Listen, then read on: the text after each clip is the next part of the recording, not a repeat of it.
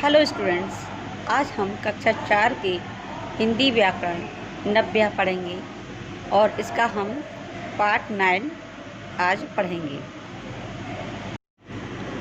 Part 9 विशेषण।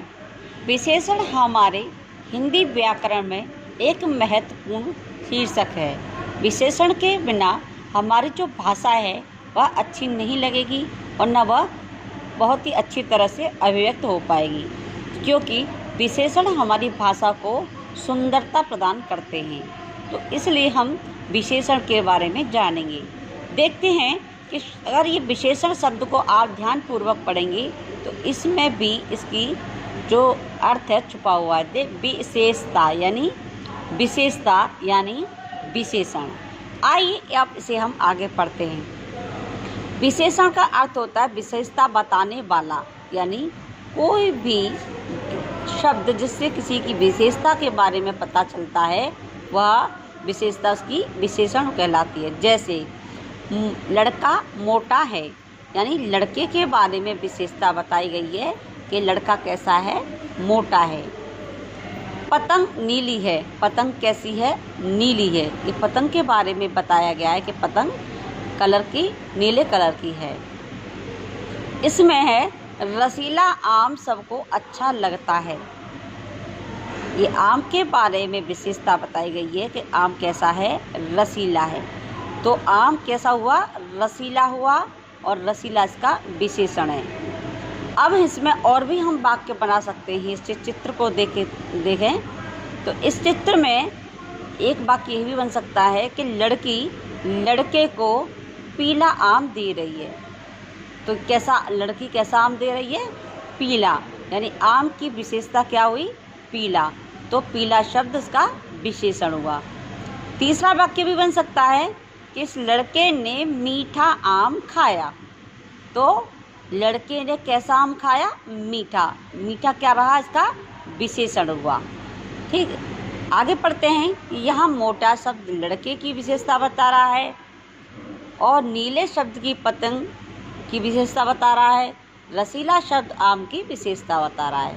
इस तरह से हम अब इसे इस तरह से पढ़ेंगे। अब हम विशेषण को परिभाषित करेंगे। जैसे किसी संज्ञा या सर्वनाम की विशेषता बताने वाले शब्द विशेषण कहलाते हैं। अब आप समझ रहे हैं संज्ञा और सर्वनाम, जो कि आप पहले पढ़ चुके हैं। संज्ञा यानी का है किसी भी व्यक्ति, प्राणी, वस्तु, स्थान या भाव, इनका जो भी नाम है वो संज्ञा के अंतर्गत आते हैं। और इन सभी नामों के स्थान पर जो शब्दों का प्रयोग करते हैं वो सर्वनाम कहलाते हैं। जैसे यह, वह, वो, यो, ये सब सर्वनाम है। इनकी जब विशेषता बताई जाती है इन लोगों की, इन दोनों में से किसी की भी, तो उसे विशेषण कहते हैं। समझ में आ गया ना। अब चलिए, अब आपके दिमाग में आ रहा है विशेषण कैसे हम पहचानें कि विशेषण क्या है, कौन सा विशेषण है। तो इसके बारे में हम यहाँ पढ़ते हैं। किसी संज्ञा अथवा सर्वनाम की विशेषता इन रूपों में हो सकती है। कैसे पहचान सकते हैं, वो है गुणवाचक, यानी गुण होना चाहिए किसी के अंदर। वो चाहे अच्छा हो या बुरा हो, वो अलग बात है।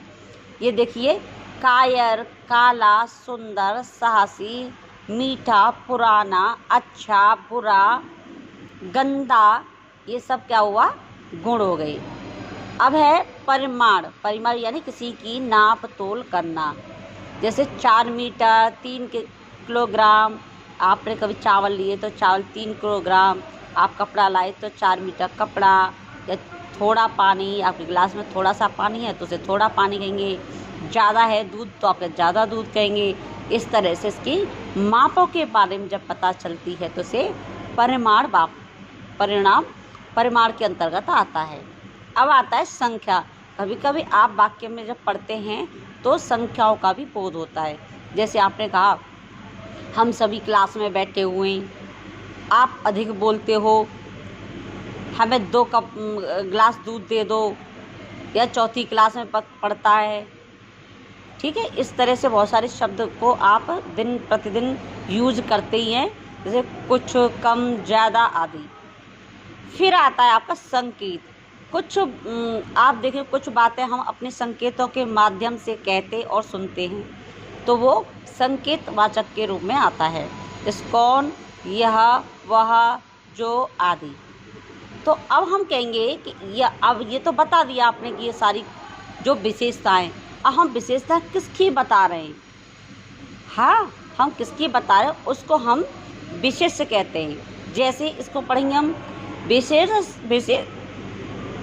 विशेषण शब्द जिन शब्दों की विशेषता बताते हैं उन्हें विशेष्य कहते हैं। जैसे चतुर लड़की, चतुर लड़की पहले भी हमने आपको यहाँ पढ़ा था कि मोटा लड़का मोटा है, नीली पतंग है, ऐसे ही हम यहाँ पढ़ रहे हैं चतुर लड़की। तो लड़की तो क्या है, विशेषण रही, इसकी हम विशेषता बता रहे हैं, और ये विशेषण हुई क्योंकि ये इसकी विशेषता है। विशेषण चतुर रहा और लड़की इसका विशेष्य हुई। दूसरा उदाहरण लाल स्कर्ट। लाल क्या है, स्कर्ट है, तो जो स्कर्ट है वो विशेष्य रहा, और जो लाल रंग का जो बताया गया उसे विशेषण कहते हैं। इसके बाद है आप गरम चाय, यानी चाय कैसी है, ठंडी या गरम, जैसी भी आप समझें, तो उसमें आप देखेंगे जो चाय की विशेषता बताई गई है, इसलिए चाय विशेष्य हुआ, और कैसी है, गरम है, इसलिए ये विशेषण हुआ। आज हम इतना ही पढ़ेंगे, और हम उम्मीद करते हैं कि आप अपने माता पिता के साथ स्वस्थ होंगे, आनंदित रहेंगे और पढ़ाई पर विशेष ध्यान देंगे और माता पिताओं का कहना मानेंगे। और बाकी जो विशेषण हैं, भेद वगैरह, वो हम अगले पाठ में पढ़ेंगे। Thank you.